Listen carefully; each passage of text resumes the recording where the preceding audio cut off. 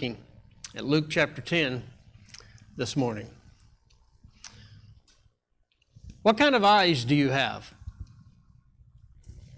When I asked that question, probably the first thing that popped into your mind is the color of your irises, which are probably either amber, blue, brown, gray, green, or hazel. Or you might think of their appearance. Their pretty eyes, or their beautiful eyes, or their bloodshot eyes, or their tired eyes, or their angry eyes. But that's not really what we're looking at this morning when we're looking at what kind of eyes we have. Let's think of what kind of eyes we have in response to Luke chapter 10. Remember, Luke chapter 10 is the story of the Good Samaritan. Jesus talked about three people's eyes in this story and two kinds of eyes. The story of the Good Samaritan is a lesson in loving our neighbor. And you remember the Pharisees were trying to trap Jesus with a trick question to discredit him so people would quit following him. And Jesus flipped the script on the Pharisee and put the Pharisee in a corner, and he had to answer questions he really didn't want to answer. And so to try to redeem himself, he asked another question: who is my neighbor? Let's look at Luke chapter 10, beginning with verse 25. And one day an expert in the religious law stood up to test Jesus by asking him this question: Teacher, what should I do to inherit eternal life? And Jesus replied, What does the law of Moses say? How do you read it? The man answered, You must love the Lord your God with all your heart, all your soul, all your strength, and all your mind, and love your neighbor as yourself. Right, Jesus told him. Do this and you will live. And the man wanted to justify his action, so he asked Jesus, Who is my neighbor? And Jesus replied with a story. A Jewish man was traveling from Jerusalem down to Jericho, and he was attacked by bandits. They stripped him of his clothes, beat him up, and left him half dead beside the road. By chance, a priest came along, but when he saw the man lying there, he crossed to the other side of the road and passed him by. A temple assistant walked over and looked at him lying there, but he also passed by on the other side. Then a despised Samaritan came along, and when he saw the man, he felt compassion for him, and going over to him, the Samaritan soothed his wounds with olive oil and wine and bandaged them. And then he put the man on his own donkey and took him to an inn where he took care of him. And the next day he handed the innkeeper 2 silver coins, telling him, Take care of this man. If his bill runs higher than this, I'll pay you the next time I'm here. Now, which of these 3 would you say was a neighbor to the man who had been attacked by bandits? Jesus asked. And the man replied, The one who showed him mercy. Then Jesus said, Yes, now go and do the same. So there was a man on a journey from Jerusalem to Jericho. This road was a very winding, mountainous, rugged road. We know what roads going up mountains look like, don't we? If you don't, take a trip to Russellville and go up Highway 7. Or go to Clarksville and go up Highway, I think it's 21. There are some places on that road that I guarantee you, if you look back, you can check to see if your brake lights are working. They're that sharp. Winding road, that's the road from Jerusalem to Jericho. In fact, this road changes elevation by 3,300 feet in 18 miles. That's a steep road. And there's no way you're going straight up it. So you have your winds, you have your bends and your turns making your way up the road. It was a road that was just a good place for robbers to hide and look for victims. And here was a Jewish man on this road, and he was robbed. Have you ever been robbed? No, thankfully I haven't. I never have been, but I know people who have been robbed. And being robbed is a very traumatic experience. It's nerve-wracking. You feel violated, you feel vulnerable, you feel angry. There's a sense of helplessness about you because there's not anything you can do except surrender what it is they want. Being robbed is a life-changing experience. Being robbed, this man almost lost his life. He was robbed of his money. You know, he lived in a day when there was no debit cards or credit cards or Cash App or Venmo or anything like that. If you traveled, you carried cash. You know, I know people still today who do not have credit cards, and when they travel, they carry cash. And when you're traveling, you carry more cash than what you normally would because you've got to pay for everything as you go. He was robbed of all his cash. But not only was he robbed of his cash, Jesus said he was robbed of his clothes. Now, if his clothes may have given the robbers the idea that he had money. You see, there was no Walmart or Target or Kohl's or Dillard's or Amazon or anything like that. You made your own clothes. And ordinary people usually probably had two sets of clothes. One they wore, the other they washed. And you can imagine with just two sets of clothes how soon your clothes would look worn. But if you were rich, you had your clothes tailor-made and you wore nice clothes. You know, you wore the trendy stuff, the name labels. Well, he evidently was wearing really nice clothes because the robbers took his clothes. So they took everything he had, including almost taking his life. Jesus said they left him half dead. He was probably unconscious, bleeding from the beating they gave him because no doubt he tried to defend himself. The blood made him unclean because blood was considered unclean. And anyone with open wounds would have been considered unclean and therefore untouchable. So if you touched something unclean, then you became unclean. You couldn't go to the temple and worship. There's other things you couldn't do. So you didn't touch unclean things, because if you did, you became unclean. And so really, the law gave people permission not to help, to not touch unclean things. So here we have a man. He's been robbed of his money. He's been stripped of his clothes. He's been beaten. He's bleeding. He's unclean. He's half dead. He's left alone on the side of the road. You know, if he had anything going for him, luckily he was on a busy road, because it was the main road from Jerusalem to Jericho, and there was always somebody traveling this road. And so Jesus tells us of three men who came by. The first was a priest. He was a man of God. He was the person in full ministry who represented the people before God. He offered the offerings and the sacrifices at the temple for the people. One commentary went so far as to say that when the priest saw the man, he may have recognized his face because he offered a sacrifice for him at the temple. We don't know, just a thought. But the thing is, if anyone was going to help this man, the priest would have been the most likely person to do it. Jesus said, by chance a priest came along, but when he saw the man lying there, he crossed on the other side of the road and passed him by. You see, because of his condition, the man was unclean. And if the priest touched him, he too would be unclean. Now, to touch a dead body meant you were unclean for 7 days. So that means there would be 7 days the priest could not perform his priestly duties. Now, Jesus really doesn't say which direction the priest was going, whether he's going from Jericho to Jerusalem or Jerusalem to Jericho. We often assume Jerusalem to Jericho. But if he was on Jericho to Jerusalem, that means for 7 days when he got to Jerusalem, he couldn't perform his priestly duties by the law. But if he was going from Jerusalem to Jericho,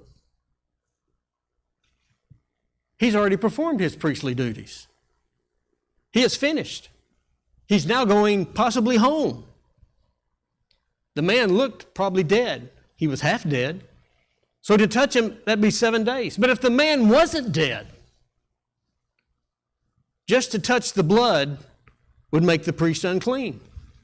And he'd have to go home. And he'd have to take a shower. And he'd have to wash his clothes. And then he would still be unclean until the sun set. Now the priest was tired. He's done worked all day long. He just wants to go home. He wants to find his lazy boy. He wants to sit down and he wants to take it easy a while. He doesn't want to be inconvenienced or bothered. So here's the priest. He saw the victim's needs. He saw the wounds. He saw the blood. He saw the missing clothes. He was the most qualified to help. And if anyone knew Leviticus 19:18, it would have been the priest. And that scripture says, love your neighbor as yourself. But he didn't do it. Not wanting to be inconvenienced, he didn't love his neighbor. He did not have eyes of compassion. The second one to come along was a Levite, or a temple assistant. You know, when the children of Israel wandered throughout the wilderness, and even when they came into the promised land, up until Solomon built the temple, they worshiped at the tabernacle. The Levites were responsible for taking care of the tabernacle. They had to take it down, they had to transport it, they had to set it up when they got to a new location. That was their responsibility. And when the temple was built, they became responsible for taking care of the temple as well as helping the priest in their priestly duties. The priests were descendants of Aaron. The Levites were descendants of Levi, the one tribe that did not receive any land as a possession because God was their possession. He set them apart to serve in the tabernacle and the temple. Today we might associate the Levite with an associate pastor or a staff pastor or a board member or a Sunday school teacher or any leader in the church who has a ministry role. They are people who are involved. And Jesus said the temple assistant walked over and looked at him lying there, but he also passed by on the other side of the road. The Levite acted just like the priest did. He moved to the other side of the road and walked on by, headed on his way. He also did not have eyes of compassion. The man who needed someone to see him, someone to help him, someone to do something was abandoned by the two most likely candidates who came by. Have you ever felt abandoned? Have you ever had a need and felt like there was nobody to help? Nobody cared? Those who could help didn't? You ever been hurt by church people? I have. It's no fun. You ever been hurt by church conflict? If you've been in a church very long, there's been conflict. Whenever it happens, how do you feel? Abandoned? No one cares? Ever been hurt by people who knew better? Or at least should have known better? Here was this Jewish man, abandoned on the side of the road. And I kind of got the feeling he knew they were walking by on the other side of the road. And then the third person, a despised Samaritan, comes along. Now, the Samaritan is the least likely to help. You see, they were rivals. Jews and Samaritans didn't get along. The Samaritans were from north of Jerusalem. They were from the northern tribes of Israel who split away from Judah 950 years earlier. After Solomon died and Rehoboam became king, the people came to him and go, "Will you treat us better than your father did?" Because Solomon did everything that Samuel told the people a king will do to you. Solomon did it. And Rehoboam listened to his young advisors who said, "You don't need to do that." And so Rehoboam went to them and said, "I will be rougher than my father ever was." And they said, "Enough of you. You go your way, we're going our way." And the 10 northern tribes split from Judah and Benjamin, who became the southern tribes of Israel. You know, what we see here is a family feud deluxe. They were both family. They were both children of God, both from Israel, Jacob, and yet they split. And they disagreed. The Samaritans disagreed with the Jews as to where and how to worship. The northern kingdom also intermarried, which the law did not allow. And so the Jews got to where they hated the Samaritans. In fact, there was just this racial hatred that existed between the two of them. Do you think a Samaritan would help a Jew? Jesus said, "Then a despised Samaritan came along, and when he saw the man, he felt compassion for him. And going over to him, the Samaritan soothed his wounds with olive oil and wine and bandaged them. And then he put the man on his own donkey and took him to an inn where he took care of him." Jesus knew the bias and the hatred that existed between these two groups, but Jesus did not share that bias or hatred. In fact, in the Gospel of John, we find Jesus ministering to a Samaritan woman by a well. So Jesus here, knowing the divide, made a Samaritan who was racially hated to be the hero in the story. You see, the Samaritan was a neighbor. The Samaritan had eyes of compassion. So what does it mean to see something and have compassion? Compassion is a deep feeling. In fact, compassion is translated from the Greek word that means to be moved as to one's bowels. That almost sounds kind of gross, doesn't it? Moved to our bowels. Oh, man. But for them, the bowels was that seat of love and affection and pity. So it really makes sense even for us today, because when we really feel something deeply, where do we say we feel it? In our gut. I got this gut feeling. Now really for us today, we would probably rather hear this translated moved as to one's heart, because for us the heart is the seat of love and affection and pity. But the point is, compassion has to do with a deep feeling that we have that moves us. See, Jesus commended the Samaritan for having eyes of compassion. Eyes that were moved to act by the sight of someone in need. The priest and the Levite saw the same need, but they were not moved. They did not show mercy. They did not show compassion. One of the things we need to glean from this is Jesus wants us to do more than just see things. He wants us to do more than just see needs. He wants us to be moved to act because of what we see. He wants us to be like Him. You see, Jesus had eyes of compassion that moved Him to act. In Matthew chapter 9, and we read, and when He saw the crowds, He had compassion on them because they were confused and helpless like sheep without a shepherd. In Matthew 14, it says, Jesus saw the huge crowd as He stepped from the boat, and He had compassion on them, and He healed their sick, and later He fed 5,000 of them. In Luke 7, it says, and when the Lord saw her, His heart overflowed with compassion, and don't cry, He said, and He healed, or He raised the widow's son back to life. In Matthew 8, He says, I have compassion for these people. They have already been with me 3 days and have nothing to eat. And He fed 4,000. You see, in each situation, Jesus was moved with compassion and took action to meet people's needs. And that's what He wants us to do. But how can we develop eyes of compassion? Well, folks, if we're going to have eyes of compassion, the first thing we have to do is take off judgmental glasses. We know the Bible tells us not to judge, but it's easy for us to judge people, especially those who are needy. And we judge them by the words we say. Well, they shouldn't have got themselves in that mess in the first place. They should have known better. Well, if they had just planned better, this wouldn't have happened to them. Well, that's what they get for being lazy. They just need to go out and find them a job and get to work like I do and work hard and everything will be taken care of. Or did you see the car that they got into? They drive a nicer car than I do, and they were at the food bank. You know, I wonder what the priest and the Levite thought. Were they inwardly condemning the victim as if he deserved what he got?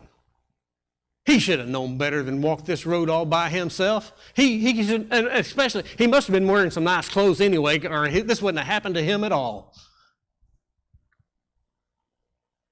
You know, if we're not careful, we judge and condemn the victim without knowing all the story.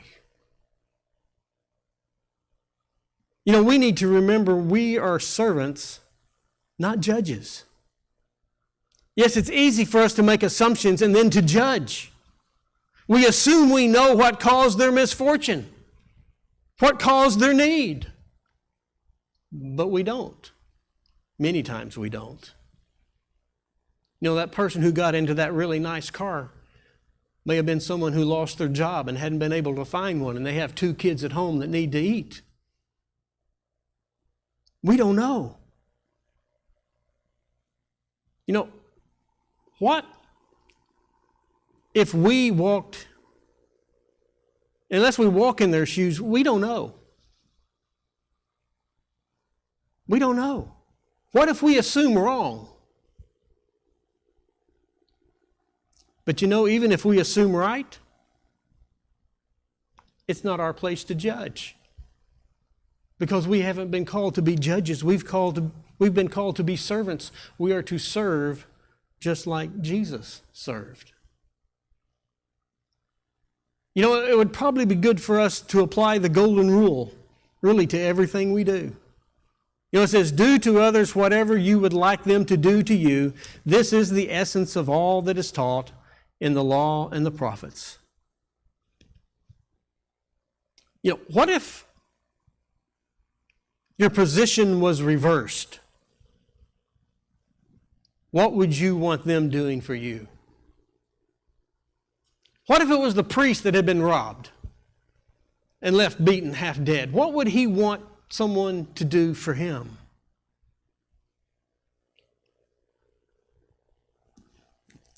You know, I've kept some of the grandkids quite a bit while Colton was away. And you know how kids are. They like to pick at each other, especially siblings. And they were over at the house one day and they were picking at each other. And then I heard one of them say, do to others as you would have them to do to you. And you did it to me, so... Oh, we had to have a teaching moment at Peepaw's house. The golden rule is not about retaliation. The golden rule is not about you treating other people the way they treat you. The golden rule is about us doing what is right, even if what is right is not done to us. Regardless of how you are treated, you still treat them the way you want to be treated. Well, that's some hard lessons right there. Do you want others treating you the way you treat them? Do we want other people treating us the way we treat them? Jesus commended the Samaritan for his eyes of compassion. And then he told the Pharisee, go and do the same. The compassionate eyes of the Samaritan saw the victim, saw his need, and made him a priority. You see, this Samaritan was going somewhere. And we know he was going somewhere on purpose. I mean, look at the supplies he had. And he had a donkey with him. He was headed somewhere. He had a meeting somewhere. He had an appointment somewhere that he needed to get to. But his eyes of compassion moved him to do something. And he made the victim a priority. See, he may have reasoned something like this. There's a need. I can meet that need. I can do something here. I can change my schedule. I can put things on hold for just a little bit, and I can make this need my priority right now. And that's what the Samaritan did. Do we have eyes of compassion, or do we have eyes of judgment? Do we have eyes that move us to act? Or are we more concerned about being inconvenienced? Do we have eyes of compassion for those in need? Do we have eyes of compassion that move us to take action?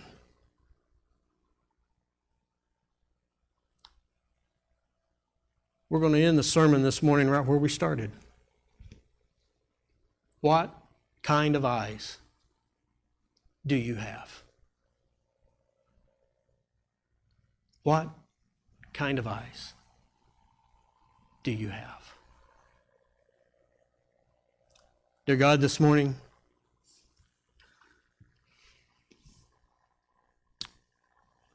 We are reminded today that you desire for us to be like you and to have eyes of compassion.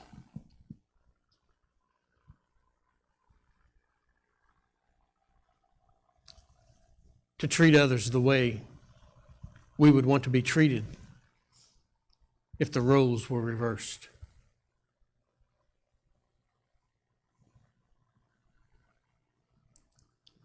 And granted, dear God, we can't do everything. But often there is something we can do. Would you help us to have eyes of compassion?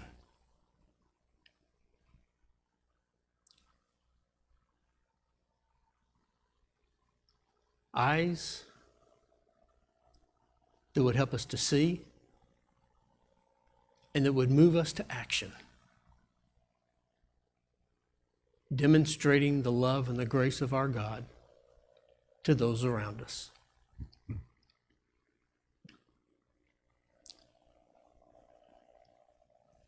Jesus, we are reminded that you had eyes of compassion. And this morning, as we would share in the Lord's Supper together,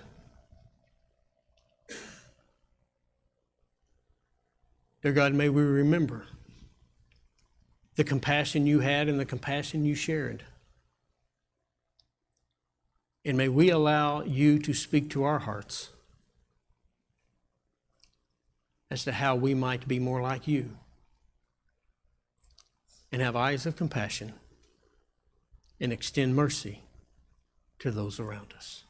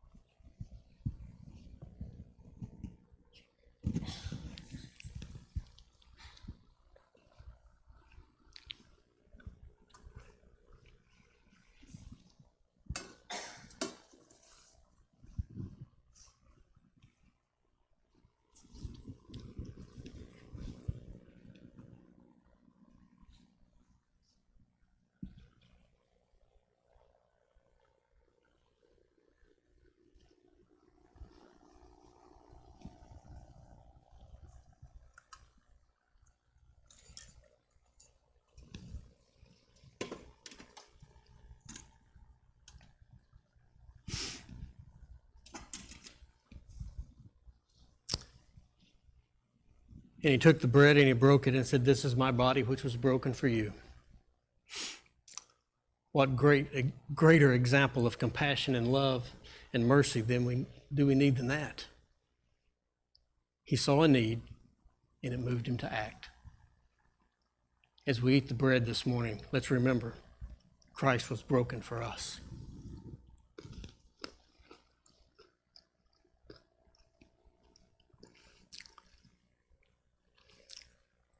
And he took the cup and he said, "This is my blood, which is shed for the forgiveness of sins." Again, a great act of compassion and mercy, whereby we might be forgiven, that we might become children of God, that we might become Christ-like, and live as ambassadors for him in the world in which we live. As we drink this morning, let's remember Christ gave his life that we could have life and share his life with others. Let's drink.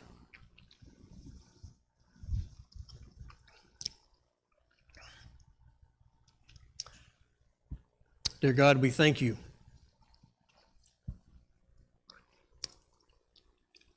for your examples of compassion, love, and mercy. Dear God, help us to be a people